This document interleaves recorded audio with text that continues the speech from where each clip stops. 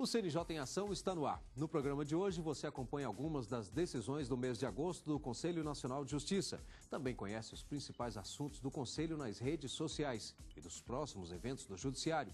E ainda uma entrevista com o Clênio Schulze, juiz auxiliar da presidência do Conselho e coordenador do Comitê Executivo Nacional do Fórum da Saúde. Isso e muito mais agora no CNJ em Ação. E a gente começa esta edição com um resumo da última sessão do Conselho. Uma situação importante definida pelo plenário do Conselho Nacional de Justiça aprovou a resolução que altera a distribuição de recursos para gastos com pessoal em órgãos do Poder Judiciário da União. O presidente do CNJ, ministro Joaquim Barbosa, defendeu o limite estabelecido pela Lei de Responsabilidade Fiscal. Verificou-se a necessidade de modificação do percentual destacado para o CNJ do limite para despesas com pessoal e encargos sociais. A proposta seria de modificar esse percentual, atualmente fixado em 0,06, para 0,17, mantendo inalterado, portanto, o critério estabelecido pela Lei de Responsabilidade Fiscal. Destaque-se que a elevação para 0,17% da receita corrente líquida deixará o CNJ no mesmo patamar dos limites fixados para os demais órgãos. Há alguma divergência? Os conselheiros analisaram ainda uma liminar do Tribunal de Justiça do Pará, que terá que nomear como desembargador o candidato da lista tríplice melhor avaliado.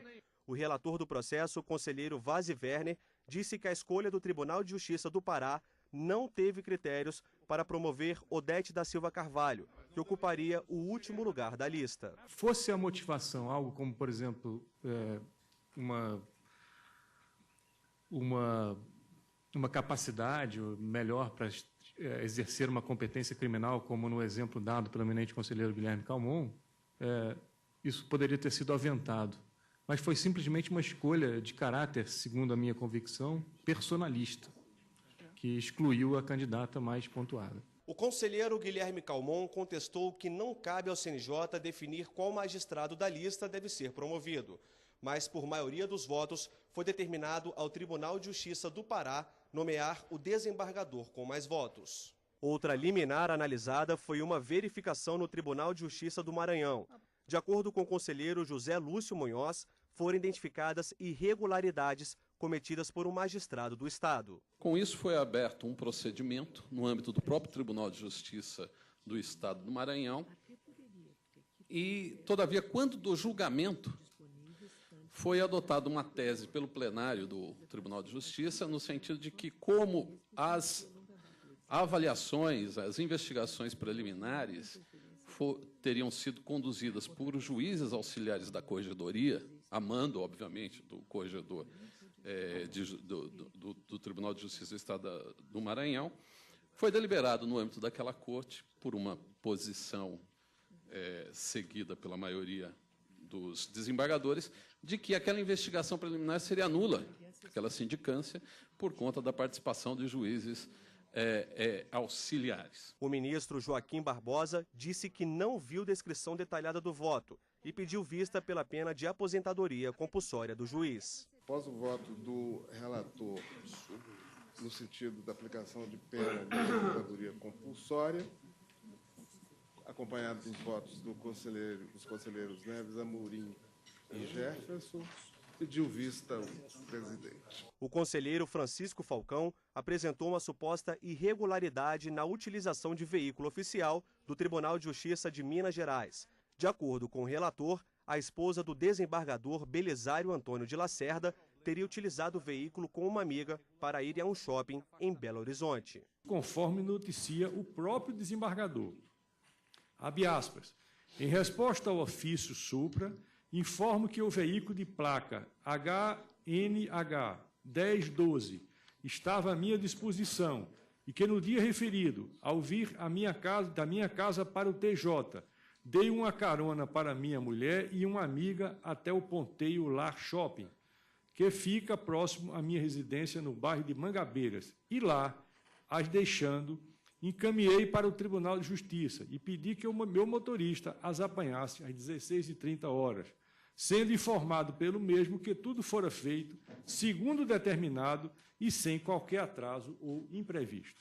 Há evidências nos autos da habitualidade de uso incorreto do veículo oficial, vez que o motorista do desembargador Belisário Lacerda, em depoimento, teria afirmado que ocorreram outras oportunidades em que a esposa do desembargador utilizou o veículo oficial e com outras amigas, inclusive. Parece-me relevante instaurar a revisão disciplinar, como autoriza o artigo 82 do Regimento Interno do Conselho Nacional de Justiça. A sessão plenária também decidiu manter a liminar que suspende a liberação de R$ 130 milhões do Banco Itaú, apresentada pelo relator conselheiro Guilherme Calmon. O Conselho Nacional de Justiça vai decidir ainda se instaura ou não procedimento disciplinar para apurar a competência do juiz. E na próxima semana você vai acompanhar as decisões da sessão de número 174. Veja agora as outras notícias de destaque no CNJ. No total, são 43 perguntas. Elas serão respondidas por um programa que será disponibilizado no site do Conselho Nacional de Justiça. O assunto é o trabalho desenvolvido no Judiciário. O CNJ quer saber também informações pessoais e o histórico profissional do servidor. Desde a criação do CNJ, nunca paramos para, de fato, nos envolver com uma identificação detalhada e geral sobre os servidores do Poder Judiciário. Então, a nossa tentativa agora é de, nesses 45 dias, mobilizar todos, de todos os ramos de justiça, de todos os níveis, de todos os lugares do Brasil, para responder esse questionário do censo, que é um questionário eletrônico que está disponível no site do CNJ, para que a gente possa, então, obter várias informações. Servidores afastados, aposentados ou cedidos aos poderes executivo e legislativo não precisam participar da pesquisa. Estagiários e terceirizados também não farão parte do censo. A previsão é de que o questionário seja preenchido em no máximo 5 minutos e de que aproximadamente 270 mil servidores de 94 instituições acessem a página do CNJ. O resultado da pesquisa será fonte de informações para avaliar e implementar políticas de recursos humanos dentro do Judiciário. A partir dos resultados, muitas das políticas que já estão em andamento e novas ações que certamente acontecerão vão poder ser pensadas com um contexto maior. A partir da próxima sessão, na semana que vem, o Conselho Nacional de Justiça terá uma nova composição. Você conhece os conselheiros que tomaram posse no último dia 27 e ocuparão os cargos pelos próximos 2 anos? A partir de agora, nós apresentamos um pouco da carreira de cada um deles. Paulo Eduardo Pinheiro Teixeira, graduado e especialista em Direito do Trabalho pela Universidade do Rio Grande do Norte, foi indicado pela Ordem dos Advogados do Brasil. Ele vai substituir o ex-conselheiro Jefferson Kravinchin. Fabiano Augusto Martins Silveira atua como consultor do Senado Federal e é doutor em Direito pela Universidade Federal de Minas Gerais. Fabiano Augusto foi indicado pelo Senado e vai entrar na vaga que pertenceu a Bruno Dantas. Ana Maria Amarante é desembargadora do Tribunal de Justiça do Distrito Federal e dos Territórios. Já atuou também como promotora de justiça e foi indicada pelo Supremo Tribunal Federal. Ela vai substituir o desembargador José Neves Amorim. Saulo José Casale é juiz do Tribunal Regional Federal da Primeira Região e atua na 11ª Vara Federal na Bahia. É graduado e mestre em Direito pela Universidade Federal da Bahia, além de doutor pela Universidade Católica de São Paulo. Saulo José Casale foi indicado pelo Superior Tribunal de Justiça e vai substituir Silvio Rocha. Débora Ciossi é doutora em Direito Penal pela Universidade de São Paulo e juíza do Tribunal de Justiça de São Paulo. A magistrada foi indicada pelo Supremo Tribunal Federal e vai substituir o ex-conselheiro José Guilherme Vaziverner. Flávio Portinho Cirângelo foi indicado pelo Tribunal Superior do Trabalho. É desembargador do Tribunal Regional do Trabalho da 4ª Região. É especialista em administração judiciária e mestre em Direito por universidades norte-americanas. Flávio Portinho vai substituir Ney José de Freitas. Rubens Curado é o outro indicado pelo Tribunal Superior do Trabalho. É titular da Vara do Gama no Distrito Federal. Foi juiz auxiliar e secretário-geral do CNJ. É mestre em Direito pela Universidade de Brasília e vai entrar na vaga que era ocupada por José Lúcio Munhoz. Também integram o CNJ os conselheiros Francisco Falcão, Maria Cristina Peduzzi, Guilherme Calmon, Gilberto Martins, Gisela Gondim e Emanuel Campelo. Para que a composição do Conselho Nacional de Justiça, órgão que trabalha para aperfeiçoar o trabalho do sistema judiciário brasileiro, fique completa, falta indicação, por parte da Procuradoria-Geral da República, da vaga destinada a um procurador regional da República. Quer saber dos principais assuntos nas redes sociais do CNJ? Veja agora no quadro Tá na Rede.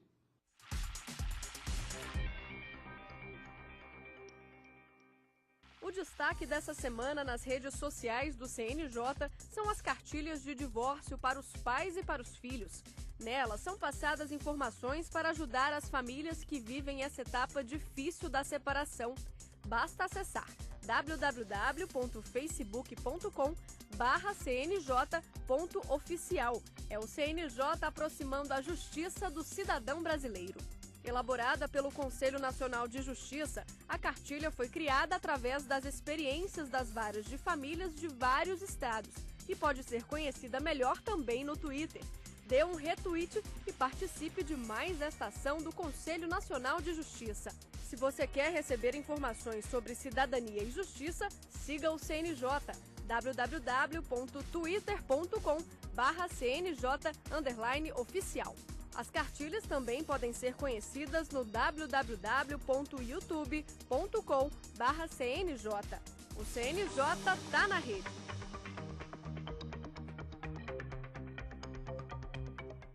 E chegou a hora de conferir os próximos eventos que vão movimentar o judiciário.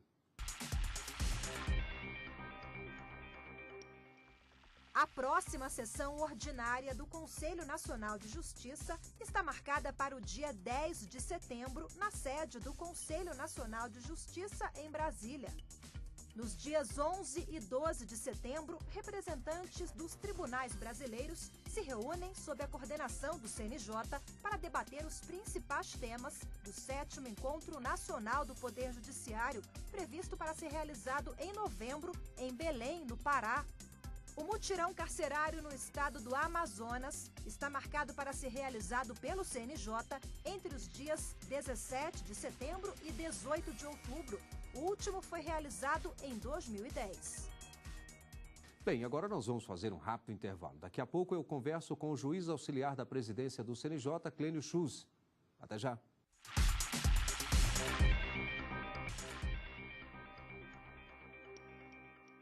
O CNJ em Ação está de volta com o quadro Bastidores. O programa de hoje recebe Clênio Schulz. Ele é juiz auxiliar da presidência do CNJ e coordenador do Comitê Executivo Nacional do Fórum da Saúde. O fórum que, inclusive, foi criado em 2010. Doutor Clênio, muito obrigado pela presença. Como é a atuação do Fórum da Saúde? O Fórum da Saúde ele foi criado a partir de duas premissas, uma premissa jurídica e uma premissa fática. A premissa jurídica decorre de uma mudança do entendimento do Judiciário Nacional acerca da judicialização da saúde.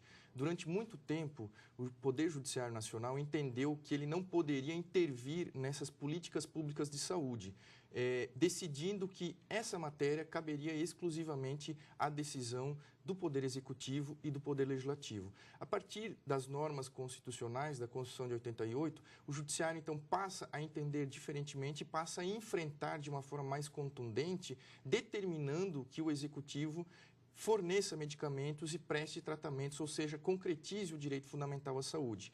E a segunda premissa, a premissa fática, decorre de um grande volume de processos que passam a desaguar no Poder Judiciário tratando dessa matéria. O cidadão, portanto, passa a exercer de uma forma mais contundente esse seu direito de ação e passa a buscar no Poder Judiciário a concretização desse direito à saúde. A partir disso, o CNJ criou em 2009 um grupo de trabalho com a finalidade de estudar e de criar mecanismos que facilitem a tramitação dos processos e que auxiliem os juízes na deliberação desses casos.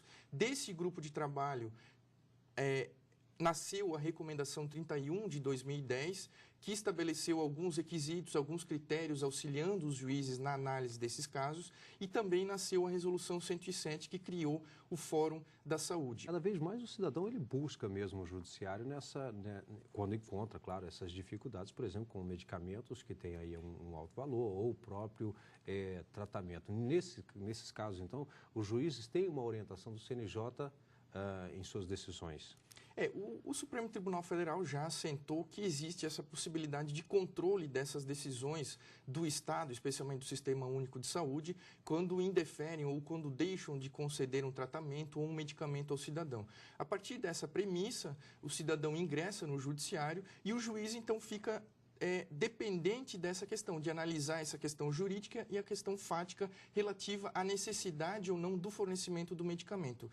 O juiz muitas vezes se utiliza de peritos, de médicos ou de outras pessoas da área médica para auxiliar, para permitir que o juiz tenha um perfeito entendimento acerca da matéria e possa analisar de uma forma mais clara e suficiente a partir do texto da Constituição, das normas que prevêem essa concretização do direito à saúde. Como é que está hoje a situação do Fórum e quais as perspectivas agora? Bom, o Fórum ele tem essa interlocução muito intensa com os comitês, o Fórum Nacional, o Comitê Executivo Nacional com sede aqui em Brasília, tem uma interlocução muito intensa com os comitês estaduais. Os comitês estaduais eles são compostos por juízes e membros da área jurídica, então procuradores, membros do Ministério Público, enfim, quem faz a defesa da União, dos estados e dos municípios, e ao mesmo tempo também ele é composto por pessoas da área da saúde, principalmente os gestores, que são aquelas pessoas responsáveis pela administração do Sistema Único de Saúde. Então, há essa interlocução para que haja uma facilitação no acesso à justiça, ao mesmo tempo que haja uma redução dessa judicialização, a partir do momento que se convida, que se converse com os gestores para fornecer administrativamente o medicamento. Então, há essa interlocução com a finalidade de otimizar essa concretização do direito constitucional à saúde. Nós falamos agora há pouco justamente daquela complexidade, nós esquecemos de um ponto também fundamental, a questão tempo, né? E isso, exatamente. O tempo, nesse caso, da saúde, muitas vezes ele é indispensável. Muitas vezes ele pode mediar entre a vida ou a morte da pessoa. Por isso, então, que nos comitês estaduais, por exemplo, muitos dos comitês estaduais criaram núcleos técnicos que auxiliam o juiz na análise dos pedidos de liminares. Então, por exemplo, quando é protocolada uma ação com pedido de liminar, com fornecimento imediato do medicamento, o juiz, muitas vezes em 24, 48 ou 72 horas, consulta esse núcleo técnico que emite um parecer sobre a eficácia daquele medicamento, sobre a indispensabilidade do uso daquele medicamento. Auxilia o juiz, então, na análise desse pedido urgente, desse pedido de liminar.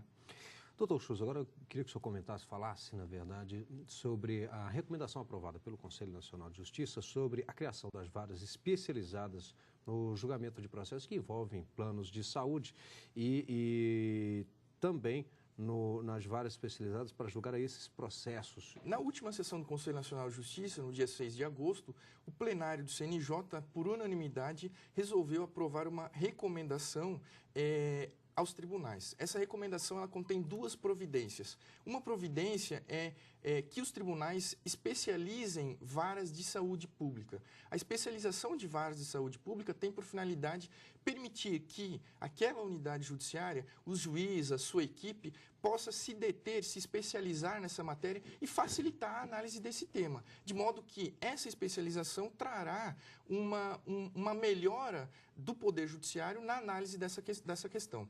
E a segunda providência diz respeito a uma priorização dos julgamentos das matérias que tratam sobre saúde suplementar. Então, recomendou-se aos tribunais que eles priorizem os julgamentos de matérias, de processos judiciais que tratem de saúde suplementar. Especificamente esses casos judiciais que dizem respeito a planos de saúde. Então, análise de cláusulas, muitas vezes os planos de saúde estabelecem cláusulas abusivas nos seus contratos. Então, que se priorize, a recomendação estabelece que se priorizem a análise desses julgamentos, facilitando também essa concretização do direito à saúde, porque o resultado maior é exatamente permitir que o cidadão possa exercer esse direito da forma mais plena possível. Como é que teve origem aí, no caso, essa ideia da criação dessas varas?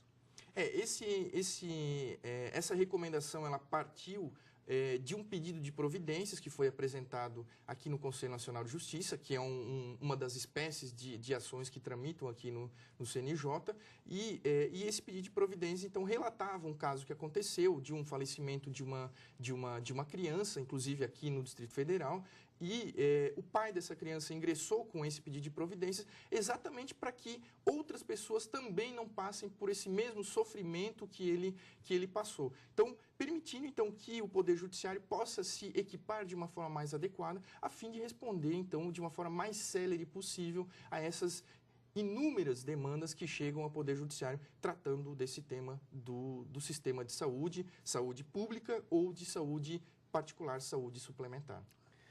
Bem, eu tive aqui a satisfação de conversar com o Dr. Clênio Schultz, ele que é juiz auxiliar da presidência do Conselho Nacional de Justiça. Dr. Clênio, muito obrigado pelos esclarecimentos. Agradeço. E vamos acompanhar agora mais uma reportagem do CNJ. João Laurindo não mediu esforços para ajudar o irmão, que estava doente. Ele foi internado em um hospital público de Brasília, mas precisou ser transferido para outro, para tratar um câncer na vesícula. Mas essa mudança só aconteceu quando o seu Laurindo entrou com ação na justiça. Eu tive que entrar com mandado de segurança, contratei um advogado, o meritíssimo juiz, mandou eliminar, foi no Ministério Público, me cederam uma vaga na UTI, por 3 dias. Veio a falecer. O Ministério da Saúde foi citado em mais de 13 mil ações judiciais para aquisição de remédios, equipamentos e insumos em 2012. O gasto para oferecer esses produtos foi de R$ 355.800.000. Os dados representam um aumento de 2% no número de processos em relação a 2011, quando foram registradas 12.811 ações. O aumento nos gastos foi de 34%. Em 2011, foram necessários 266 milhões de reais. Aqui neste hospital do Distrito Federal, a reclamação é constante. Faltam remédios, médicos e um atraso nas consultas obriga as pessoas a entrar na justiça para serem atendidas. Aqui, elas acreditam que a justiça é uma das únicas opções para tratar da saúde. Não está prestando atendimento, está muito ruim. A gente chega e volta, já 2 vezes que eu vim para cá e volto com a menina. Não dá. Esse governo tem que fazer alguma coisa. Precisa melhorar mais, né? Porque a respeito de médicos, muito deixando a desejar, inclusivamente, não está tendo um atendimento adequado. Creio que precisa melhorar mais. Cheguei aqui às 9 horas da manhã, minha sogra foi atendida 3 horas da tarde. Sem almoço, sem condições alguma. Banheiro péssimo, limpeza péssima, o atendimento péssimo. Para diminuir a concentração de demandas judiciais, o Conselho Nacional de Justiça orienta os tribunais a criar varas especializadas em saúde. A Defensoria Pública do Distrito Federal registrou um aumento no número de pedidos para atendimento médico e hospitalar. Nos 6 primeiros meses do ano passado, o Núcleo de Saúde da Defensoria ajuizou 370 ações. Os principais pedidos são relativos a cirurgias, medicamentos, internações em UTI, consultas, exames e também tratamento de dependência química, né, as conhecidas internações compulsórias, né, esse tipo de situação. A busca por entendimento é sempre o primeiro caminho, né, e a busca para seguir o fluxo normal de atendimento na rede pública. A pessoa vem à defensoria normalmente quando já tentou bater as portas das áreas responsáveis e não conseguiu atendimento. Mas ainda assim a gente tenta a resolução administrativa, extrajudicial, encaminhando ofícios, às vezes por e-mail, e às vezes até uma ligação telefônica é o suficiente para resolver um problema. E o CNJ em Ação termina aqui. Temos um encontro marcado no próximo programa na semana que vem. Até lá!